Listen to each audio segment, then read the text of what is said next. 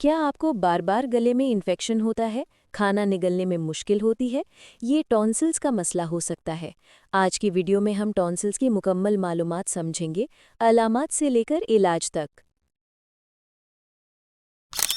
Tonsils ہمارے گلے کے دونوں طرف موجود چھوٹے گلینڈز ہیں۔ یہ ہمارے جسم کا قدرتی دفاعی نظام ہے۔ یہ جراثیم کو گلے اور جسم کے اندر جانے سے روکتے ہیں۔ لیکن جب یہی ٹونسلز خود انفیکشن کا شکار ہو جائیں تو اسے ٹونسلائٹس کہتے ہیں۔ ٹونسلز کا انفیکشن دو قسم کا ہو سکتا ہے۔ پہلا، وائرل ٹونسلائٹس، جو عام فلو نزلہ وائرس کی وجہ سے ہوتا ہے۔ دوسرا، بیکٹیریل ٹونسلائٹس، جو عام طور پر اسٹریپ تھروٹ یعنی اسٹریپٹوکوکس بیکٹیریا کی وجہ سے ہوتا ہے۔ ٹونسلائٹس کے عام علامات یہ ہیں: گلے میں چبھتا اور تیز درد، کھانا پانی نگلنے میں مشکل، 100 سے 103 ڈگری فahrenheit بخار، ٹونسلز پر سفید یا پیلے دھبے، منہ کی بدبو، گردن کے غدود کا پھول جانا، جسم ٹوٹنا، بھوک میں کمی، آواز بیٹھ جانا۔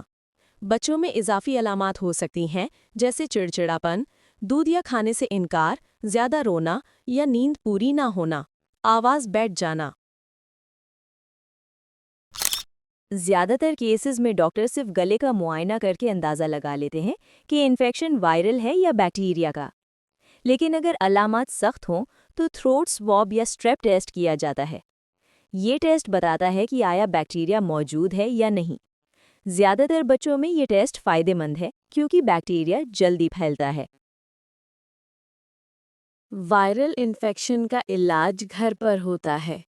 دوا اکثر ضروری نہیں ہوتی۔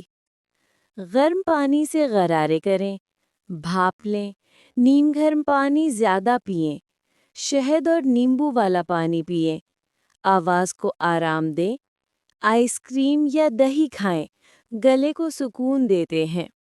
پیراسیٹامول یا آئیبوپروفین درد اور بخار کے لیے لیں۔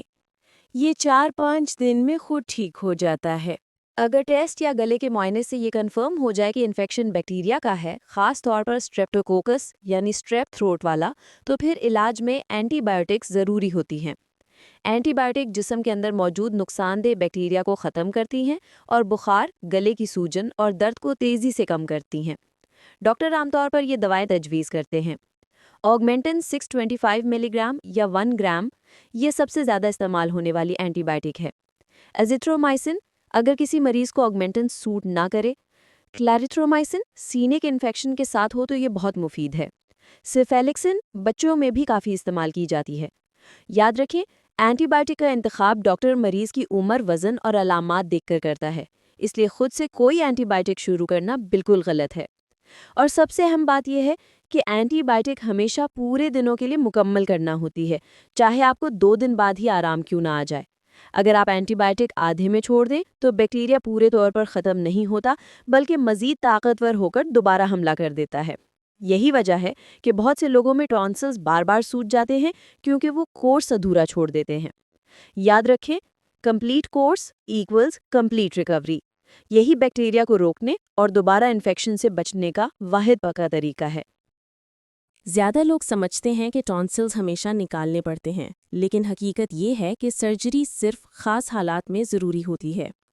اگر کسی شخص کو سال میں 6 سے 7 بار ٹونسلز کا انفیکشن ہو جائے، بار بار بخار اور گلے کی شدید سوجن ہو، یا یہ مسئلہ ہر چند ہفتوں بعد واپس آ جائے، تو ڈاکٹر سرجری کی تجویز دیتے ہیں۔ اسی طرح اگر نیند میں سانس رکنا یعنی سلیپ ایپنیا ہو، جس سے نیند متاثر ہو اور دن بھر تھکن رہے، تو ٹونسلز نکالنا بہت فائدہ دیتا ہے۔ بچوں میں اگر شدید اور مستقل گھراٹے ہوں یا کھانا نگلنے میں بار بار مشکل اور درد ہو، تو یہ بھی واضح علامت ہے کہ ٹونسل ضرورت سے زیادہ بڑے ہو چکے ہیں۔ ایسی صورتوں میں ٹونسلز نکالنے سے انفیکشن کم ہوتے ہیں، نیند بہتر ہوتی ہے اور روزمرہ زندگی دوبارہ نارمل ہو جاتی ہے۔ ٹونسلز بار بار سوچنے سے بچنے کے لیے چند سادہ اور ضروری احتیاطیں بہت فائدہ کرتی ہیں۔ سب سے پہلے ٹھنڈا پانی یا اچانک ٹھنڈی چیزیں کم استعمال کریں، کیونکہ یہ گلے کو حساس بنا دیتی ہیں۔ دھول، دھوئیں اور اسموگ سے جتنا ہو سکے دور رہیں، یہ گلے کے انفیکشن کو بڑھاتے ہیں۔ بیمار لوگوں کے بہت قریب نہ جائیں، خاص طور پر اگر انہیں گلا خراب، بخار یا کھانسی ہو۔ روزانہ اچھی طرح سے ہاتھ دھوئیں کیونکہ زیادہ تر انفیکشن ہاتھوں کے ذریعے پھیلتے ہیں۔ اپنے جسم کو ہائیڈریٹ رکھیں، روزانہ 8 سے 10 گلاس پانی ضرور پئیں، اور یاد رکھیں زیادہ چیخنا، اونچی آواز میں بولنا یا گلے پر زور ڈالنا ٹونسلز کو دوبارہ سجا سکتا ہے۔ ان چھوٹی چھوٹی احتیاطوں سے آپ ٹونسلز کے مسئلے سے کافی حد تک محفوظ رہ سکتے ہیں۔